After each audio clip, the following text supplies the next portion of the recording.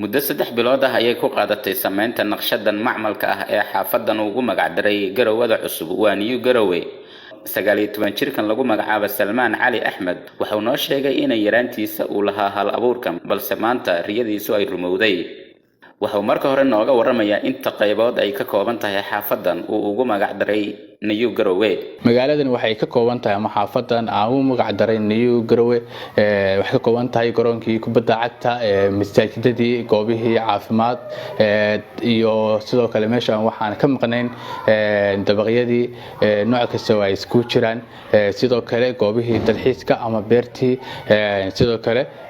power systemkii guud ee dabka korontada dhalinayay ila iska cadceeda iyo dabcan iyo marwaxadii dhalinaysay dabka hawada ka dhalinaysay dabcan fikradan waxay ku soo dhacday markii uu dhameeyay dugsiga sare ee sanadkii tagay arinta dhif iyo naadirka ah ee laga baran karo Salmaan ayaa ah in korontada xaafadan uu galiyay uu soo mariyay dhulka hoostiisa taas oo ah mid ay cashar ka baran karaan shirkadaha korontada ee dalka Soomaaliya oo xargahooda dusha korontada ka mara taas oo keenta qatar naf iyo maal bale anoo ka taxadariya khatarta ay korontadu ay leedahay markii waliba loo yimaado ingeyga Soomaaliyeed ay degto waxa arkaysaa baalayaasha korontada sida runtii filooyinkooda runtii ay dayacayihiin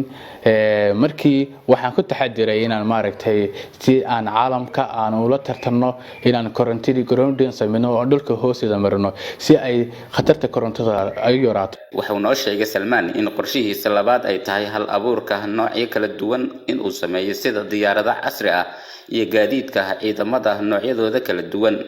waxana uu codsi u diray cid kasta oo fikradan doonaysa inay ka caawiso ama maal galiso hadii waalidmo mustaqbalka dhow waxaan rajeynayaa inaan sameeyo diyaaradaha duqomaatiga u kaca ee casriga ah dadweynaha oo hadda isticmaalo hadii ahaan lahaayeen kuwa dagaalka gawaarida dagaalka iyo dabcan qalab kasta oo dalka dawladda oo keeno inaan runtii aan sameeyo runtii baarijeynaya hadii waalidmo waan soo dhaweynayaa cid kasta oo daneynaysa hal abuurkayga iyo barnaamijkayga runtii aad iyo aad baan runtii u soo dhaweynayaa si kale iyo laba dhinaca kale waxa uu u mahad celiyay maamulka iyo macallimiinta macadka farsamada gacanta ee Garowe waxana uu sheegay in ay kaalin weyn ku lahaayeen dadaalkiisa maanta mira dhalay runtii halkan waxaan ugu mahad celinayaa marka koowaad Allah subhanahu wa ta'ala ee suurtageliyay marka xigta waxaan ugu mahad celinayaa marka iskuulkii waxbarashada laga yimaado maxadka farsamada gacanta ee magaalada Garowe ee GVTC si gaar ah waxaan runtii ugu mahad celinayaa maamulka iskuulka GVTC macallimiinta iyo maamulkaba Soomaaliya muddooyinkii u dambeeyay waxa ku soo badanayay dhalinyarada la midka ah Salmaan oo kale oo hal abuurka la imanayay balse hadii ay helaan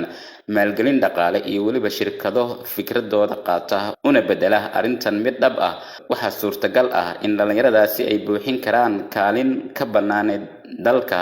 dib u dhiskiisa iyo waliba horumarkiisa Xasan Haykal Universal TV Garowe